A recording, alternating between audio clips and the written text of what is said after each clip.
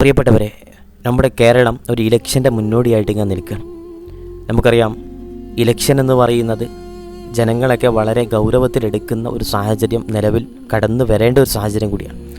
അതൊക്കെ ഒരു അലംഭാവമായിട്ട് കാണിക്കേണ്ട ഒരു അവസ്ഥ ഒരിക്കലും ഒരു മുസ്ലിം എന്ന നിലയ്ക്ക്, ഒരു മുസ്ലിം സഹോദരന്മാരെന്ന നിലയ്ക്ക് ഒരിക്കലും ഉണ്ടാകാൻ പാടില്ല. അതുകൊണ്ട് ഇലക്ഷനുമായി ബന്ധപ്പെടുന്ന ശ്രദ്ധിക്കപ്പെടേണ്ട ചില പ്രധാനപ്പെട്ട കാര്യങ്ങളുണ്ട്. നമ്മൾ വോട്ട് കൊടുക്കുന്നത് ഒരു അമാനത്ത് ഏൽപ്പിക്കുന്നതിന് സമാനമാണ്. ഒരു ഭരണാധികാരി, ആ ഭരണാധികാരിക്ക് നമ്മൾ ഉത്തരവാദിത്തം എന്ന് പറയുന്ന വലിയൊരു മഹത്വം, അല്ലെങ്കിൽ ഉത്തരവാദി, ഇതിനൊക്കെ മറുപടി പറയേണ്ട ഒരാൾ എന്നുള്ള ഒരു വലിയ സ്ഥാനം കൊടുക്കുമ്പോൾ അത് ഒരു അമാനത്തായിട്ടാണ് നമ്മൾ കണക്കാക്കേണ്ടത്. വിശുദ്ധമായിട്ടുള്ള ഖുർആനിൽ അള്ളാഹ് പറയുന്നുണ്ട്, ഇന്നല്ലാഹ യഅ്മുറുക്കും അൻ തുഅദ്ദുൽ അമാനാതി ഇലാ അഹ്ലിഹ. അമാനത്ത് ഏൽപ്പിക്കപ്പെടുമ്പോൾ, ഒരു സ്ഥാനം ഒരാളെ ഏൽപ്പിക്കുമ്പോൾ, ഒരു ഉത്തരവാദിത്തം ഒരാളെ ഏൽപ്പിക്കുമ്പോൾ, ആ ഉത്തരവാദിത്തം എന്ന് പറയുന്ന ആ ഡ്യൂട്ടി ആർക്കാണോ നിർവഹിക്കേണ്ടത്, ആരെ നോക്കാൻ വേണ്ടിയിട്ടാണ്, ആരെ പരിഗണിക്കാൻ വേണ്ടിയിട്ടാണ്, അവരുടെ പ്രശ്നങ്ങൾ കേൾക്കാൻ വേണ്ടിയിട്ടാണ് ഇത്തരത്തിൽ ഉത്തരവാദിത്തം ഏൽപ്പിക്കപ്പെട്ടത്, അത് അവർക്ക് തിരിച്ചു കൊടുക്കണമെന്ന് അള്ളാഹ് നിങ്ങളോട് കൽപ്പിക്കുന്നുണ്ട് എന്ന് വിശുദ്ധമായ ഖുർആൻ. അതായത് നിങ്ങൾക്ക് ഏൽപ്പിക്കപ്പെട്ടതായിട്ടുള്ള അമാനത്ത് അവരുടെ യഥാർത്ഥ അവകാശികൾക്ക് നിങ്ങൾ കൊടുക്കണേ എന്ന് വിശുദ്ധമായ ഖുർആൻ പറയുന്നുണ്ട്. അതുകൊണ്ട് വോട്ട് ചെയ്യുമ്പോൾ വ്യക്തിപരമായ ലാഭം ഒരിക്കലും നോക്കരുത്.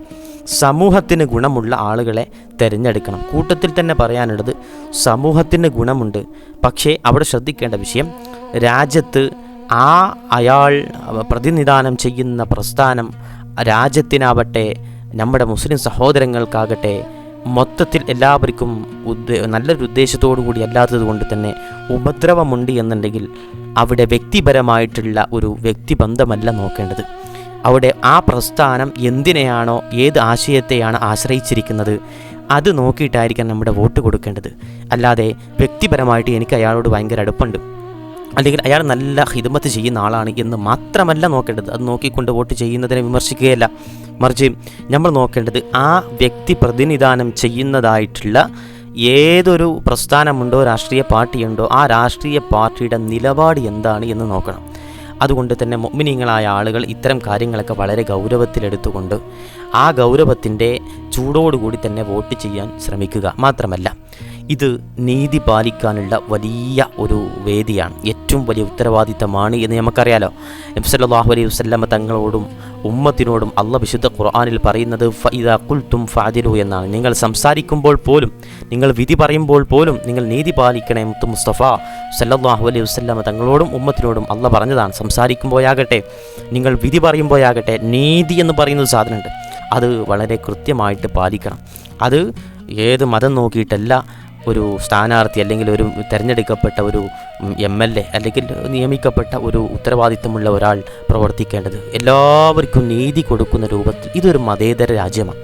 ആ മതേതര രാജ്യത്തിൽ ജീവിക്കുമ്പോൾ എല്ലാ വിഭാഗക്കാരെയും പരിഗണിക്കണം എന്നുള്ളതും, പിന്നെ ഇസ്ലാമിൻ്റെ കൺസെപ്റ്റ് പ്രകാരം മുസ്ലിമായിട്ടാണ് നിൻ്റെ ഒരു അയൽവാസി ഉള്ളത് എന്നുണ്ടെങ്കിൽ പോലും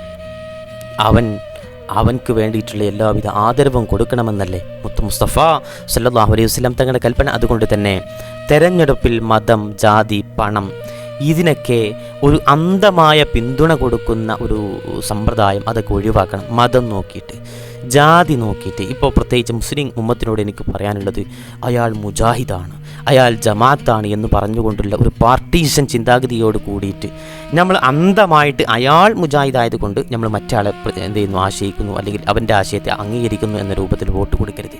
വോട്ട് എന്ന് പറയുന്നത് അത്തരത്തിലുള്ള, നമ്മൾ ആർക്കാണ് വോട്ട് ചെയ്യുന്നത് അയാളുടെ ആശയത്തെ പോലും അംഗീകരിക്കുന്ന ഒരു മുഖമുദ്രയാണ്.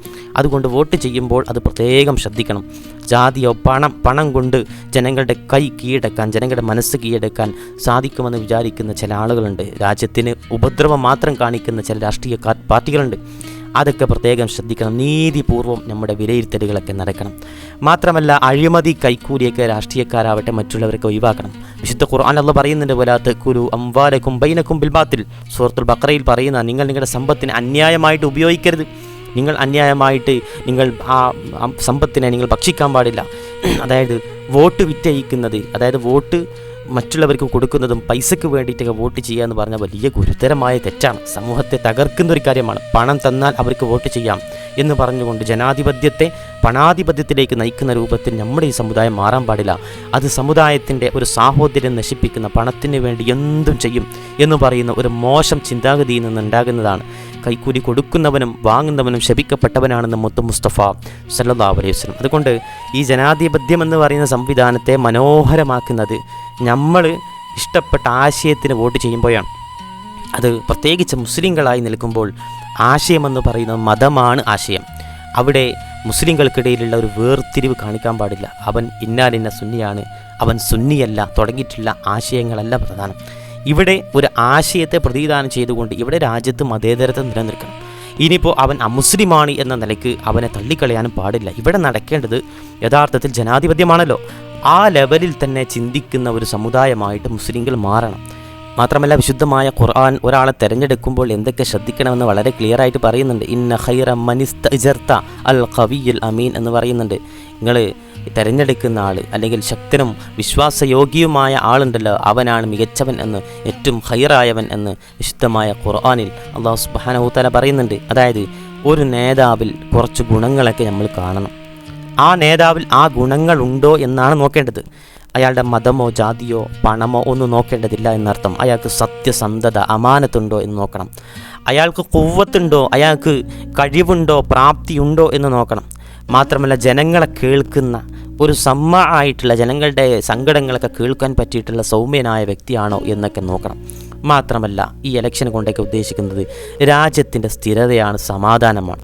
രാജ്യത്ത് ഒരിക്കലും ഫസാദ് ഉണ്ടാക്കുന്ന രൂപത്തിലേക്കുള്ള ഒരു കാര്യം മുഅ്മിനീങ്ങളുടെ ഭാഗത്തു നിന്ന് ഉണ്ടാകാൻ പാടില്ല. ലാ തുഫ്സിദൂ ഫിൽ അർദ്, ഭൂമിയിൽ നിങ്ങൾ കലഹമോ കലാപമോ അക്രമമോ ഒന്നും സൃഷ്ടിക്കാൻ പാടില്ല.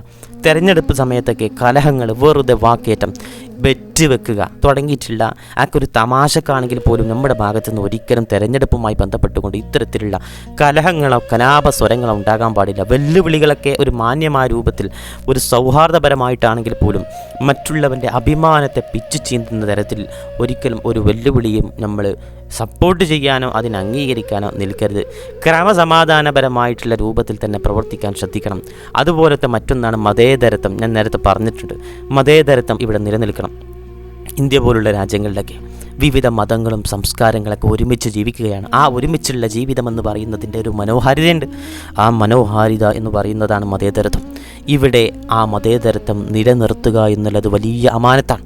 പ്രത്യേകിച്ച് കേരളത്തിൽ നമുക്കറിയാം, കേരളമെന്ന് പറയുന്നത് ദൈവത്തിൻ്റെ ഖൈറുല്ലാ, ദൈവത്തിൻ്റെ സ്വന്തം നാടാണ്, ദൈവം ഖൈറായിട്ട് കൊടുത്തതാണ് എന്നൊക്കെ അർത്ഥം വരുന്ന ഖൈറുല്ലാ എന്നുള്ള ഒരു പരാമർശത്തിൽ നിന്നാണ് അതിൻ്റെ ഒരു മൂല വചനമെന്ന് പറയുന്നത് എന്നൊരു അഭിപ്രായമൊക്കെ ഉണ്ട്. എന്ന് വെച്ചാൽ ഈ കേരളം എന്ന് പറയുന്ന വിവിധ സംസ്കാരങ്ങൾ, വിവിധ മതങ്ങൾ, വിവിധ ജാതികൾ, മതങ്ങളില്ലാത്തവർ, ഇങ്ങനെ എല്ലാവരും കൂടി ഒരുമിച്ച് നിൽക്കുന്നത് കൊണ്ട് തന്നെ അതൊക്കെ അംഗീകരിക്കുന്നതാണ് മതേതരത്വം. അതായത് അതിൻ്റെ മറ്റൊരു പര്യായമാണ് സഹവർത്തിത്വം. എല്ലാവരെയും ചേർത്ത് പിടിക്കുന്ന ഒരു സംവിധാനം. ലക്കും ദീനിക്കും വലിയ ദീൻ, നിങ്ങൾക്ക് നിങ്ങളുടെ മതം, എനിക്ക് എൻ്റേതായ ആശയം, എൻ്റെ മതം.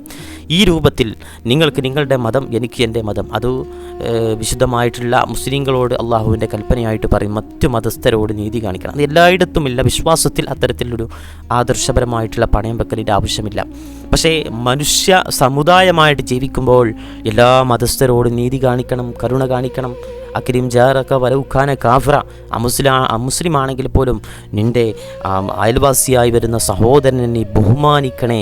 അവന് കൊടുക്കേണ്ട ബഹുമാനം അത് കൃത്യമായിട്ട് കൊടുക്കണം. മുസ്ലിങ്ങൾ ശ്രദ്ധിക്കണം. ഇവിടെ സമാധാനവും സഹിഷ്ണുതയുമാണ് പ്രചരിപ്പിക്കേണ്ടത്. ആ പ്രചരിപ്പിക്കുന്ന ഒരു ആശയത്തെ ആരാണ് പ്രോത്സാഹിപ്പിക്കുന്നത്, അവർക്കായിരിക്കണം നമ്മുടെ വോട്ട്. നമുക്ക് വാർത്താ മാധ്യമങ്ങളിലൊക്കെ നോക്കുമ്പോൾ തന്നെ ഏകദേശമൊക്കെ നമുക്ക് ഓരോ പാർട്ടിയുടെ ആളുകളുടെ നിലപാട് മനസ്സിലാവും. വ്യക്തികളുടെ മുഖമുദ്രയോ വ്യക്തികളുടെ ശരീരശുദ്ധിയോ മാനസിക ശുദ്ധിയോ അല്ല അവിടെ നോക്കേണ്ടത്. സംഘടനാപരമായിട്ടുള്ളൊരു മത്സരം കൂടി ഇതിൻ്റെ കൂട്ടത്തിൽ നടക്കുന്നുണ്ട്. അത് ശ്രദ്ധിക്കേണ്ട ഒരു പ്രധാന രാഷ്ട്രീയമായ സംഘടനകൾ അല്ലെങ്കിൽ ആശയങ്ങളുടെ ഒരു മത്സരം നടക്കുന്നുണ്ട്. ആ മത്സരങ്ങളിലാണ് നമ്മൾ അറിയാതെ പെട്ടുപോകുന്നത്. നമ്മൾ ഇഷ്ടപ്പെടുന്ന ഒരു സംഘടന വേറെയുണ്ട്, ഒരു പാർട്ടി വേറെയുണ്ട്, നമുക്ക് ഇഷ്ടപ്പെടുന്ന വ്യക്തി വേറെയുണ്ട്. അവിടെ കൊടുക്കേണ്ടത് നമ്മൾ ഇഷ്ടപ്പെടുന്ന അല്ലെങ്കിൽ ആശയമാണ് നോക്കുന്നത്. ആശയത്തെ ഇഷ്ടപ്പെടുന്നില്ല, പാർട്ടിയെ ഇഷ്ടപ്പെടുന്നു എന്നുള്ളതൊക്കെ ഒരു വൈരുദ്ധ്യമാണ്. അവിടെ നോക്കേണ്ടത് മാന്യമായ ജനാധിപത്യത്തെ നിലനിർത്തുന്ന, മതങ്ങൾക്ക് ഒരു തടസ്സം നിൽക്കാത്തതായിട്ടുള്ള ഒരു ജനാധിപത്യ പ്രസ്ഥാനമുണ്ടെങ്കിൽ അതിൻ്റെ ആശയത്തെയാണ് സപ്പോർട്ട് ചെയ്യേണ്ടത്. ആ പ്രസ്ഥാനം ആരെ നിർത്തുന്നു എന്നുള്ളത് നമുക്കൊരു വെല്ലുവിളിയല്ലല്ലോ. കാരണം ആ പ്രസ്ഥാനത്തിൻ്റെ, ആ പാർട്ടിയുടെ നിലപാട് തന്നെ നമുക്ക് മതിയല്ലോ. അതുകൊണ്ട് ഇത്തരം കാര്യങ്ങളൊക്കെ പ്രത്യേകം ശ്രദ്ധിക്കണമെന്ന് ഓർമ്മപ്പെടുത്തുകയാണ്. അതുപോലെ തന്നെ വ്യാജമായ വാർത്തകൾ അത് പ്രചരിപ്പിക്കാനോ നമ്മുടെ ഭാഗത്തു നിന്ന് അതിനൊരു പ്രചാരണം കിട്ടാനോ ഒരിക്കലും പാടില്ല. ഖുർആനിൽ അല്ലാഹ് പറയുന്നു ഫതബയ്യനൂ എന്ന് പറയുന്നുണ്ട്. വാർത്തകൾ നിങ്ങൾ ശരിയാണെന്ന് പരിശോധിക്കണം. ഓരോ വാർത്തകളും ശരിയാണെന്ന് പരിശോധിക്കാതെ ആവേശം കൊണ്ട് അല്ലെങ്കിൽ അന്ധമായ വിരോധം കൊണ്ട് നമ്മളത് ഷെയർ ചെയ്തുകൊണ്ട് നമ്മെ വിശ്വസിക്കുന്ന ആളുകളുണ്ടല്ലോ, നമ്മൾ ഷെയർ ചെയ്യുന്നത് എന്താണ് അത് വിശ്വസിക്കും. അതുകൊണ്ട് ബാക്കിയുള്ളവരെ വിഡ്ഢിയാക്കുന്ന രൂപത്തിൽ സോഷ്യൽ മീഡിയ ഒരിക്കലും കൈകാര്യം ചെയ്യാൻ പാടില്ല. പ്രത്യേകിച്ച് ഉസ്താദുമാരും ആലിമീങ്ങളും മുതഅല്ലിമീങ്ങളൊക്കെ ഈ വിഷയം പ്രത്യേകം ശ്രദ്ധിക്കണം. നമ്മളെ വിശ്വസിക്കുന്ന, നമ്മളെ ബഹുമാനിക്കുന്ന ഒരു കൂട്ടം ആളുകളുണ്ട്. ആ ആളുകളെ വഷളാക്കുന്ന രൂപത്തിൽ അത് സംഘടനാപരമായ നിലപാടാണെങ്കിൽ പോലും പറയുന്നതിനൊരു ലിമിറ്റൊക്കെ വെക്കണം. കാരണം മറ്റുള്ളവരെ വേദനിപ്പിക്കുക എന്നുള്ളത്, ചിലർ പറയാണ്ട് എനിക്ക് ആദർശമാണ് വലുത് എന്നൊക്കെ പറഞ്ഞുകൊണ്ട് മറ്റുള്ളവരെ കുറ്റം പറയുന്ന, ഐബത്ത് പറയുന്ന, നമീമത്ത്, ഈബത്തിനും നമീമത്തിനൊക്കെ മറ്റൊരു പേരിട്ടുകൊണ്ട് ആദർശം എന്നൊക്കെ പറഞ്ഞുകൊണ്ട് തല്ലുകൂടുന്നുണ്ട്. ഇസ്ലാം ഒരിക്കലും അത്തരത്തിലുള്ള ഒരു കാര്യത്തെയും അംഗീകരിക്കുന്നില്ല. എല്ലാവരെയും ചേർത്ത് പിടിക്കുക. നമ്മുടെ ആദർശം മറ്റൊരാളെ വേദനിപ്പിക്കാത്ത രൂപത്തിലാണ് നമ്മൾ അടയാളപ്പെടുത്തേണ്ടത്. സോഷ്യൽ മീഡിയയിൽ എന്നെന്നും ഒരു കുറ്റമായിട്ട് അല്ലെങ്കിൽ വേദനിപ്പിക്കുന്ന രൂപത്തിൽ മുസ്ലിം ഉമ്മത്തിനെയോ അല്ലെങ്കിൽ സമുദായത്തെയോ വേദനിപ്പിക്കുന്ന രൂപത്തിലുള്ള ഒരു പ്രചരണം, നമ്മുടെ വാക്ക്, നോക്ക്, പ്രവർത്തനം, ലൈക്ക് ഒന്നും നമ്മുടെ ഭാഗത്തു നിന്ന് ഉണ്ടാകാൻ പാടില്ല. ശരിയായ വാർത്തകൾ മാത്രം പ്രചരിപ്പിക്കാനും ശ്രദ്ധിക്കുക. അതുകൊണ്ട് ഈ വ്യാജ പ്രചാരണങ്ങളൊക്കെ നമ്മൾ ഒഴിവാക്കുക. സത്യസന്ധമായ വിവരം എന്താണോ അത് പങ്കുവെക്കാനും മാത്രമല്ല കൂട്ടത്തിൽ അള്ളാഹുവിനോട് ആത്മാർത്ഥമായിട്ട് പ്രാർത്ഥിക്കാനും ശ്രദ്ധിക്കണം. നല്ല നേതാക്കളെ ഞങ്ങൾക്ക് നൽകണേ അല്ലാഹ്. രാജ്യത്തിനും സമുദായത്തിനും സമാധാനം കൊടുക്കുന്ന അല്ലെങ്കിൽ നല്ല സന്ദേശം കൊടുക്കുന്ന ഒരു പ്രസ്ഥാനത്തെ ഞങ്ങൾക്ക് ഒരുക്കിത്തരണം അല്ലാഹ്. അത്തരം നേതാക്കളെ ഞങ്ങൾക്ക് കാണിച്ചു തരണം എന്നൊക്കെ പറഞ്ഞുകൊണ്ട് പ്രാർത്ഥിക്കുക. രാജ്യത്തിന് വേണ്ടി പ്രാർത്ഥിക്കണം, രാജ്യത്തിൻ്റെ നിലനിൽപ്പിന് വേണ്ടി പ്രാർത്ഥിക്കണം. നമ്മളൊക്കെ ഈ ഒരു മുസ്ലിമാണ്, അതിൻ്റെ കൂടെ തന്നെ ഒരു ഇന്ത്യക്കാരനാണ് എന്ന് പറയുന്നൊരു പവറുണ്ട്. അതുകൊണ്ട് രാജ്യത്തിൻ്റെ നിലനിൽപ്പിനും രാജ്യത്തിൻ്റെ യഥാർത്ഥത്തിലൊരു ആശയമുണ്ട്, മതേതര ഒരു നിലപാട്, അത് നിലനിൽക്കാനൊക്കെ വേണ്ടിയിട്ട് പ്രത്യേകം പ്രാർത്ഥിക്കണം.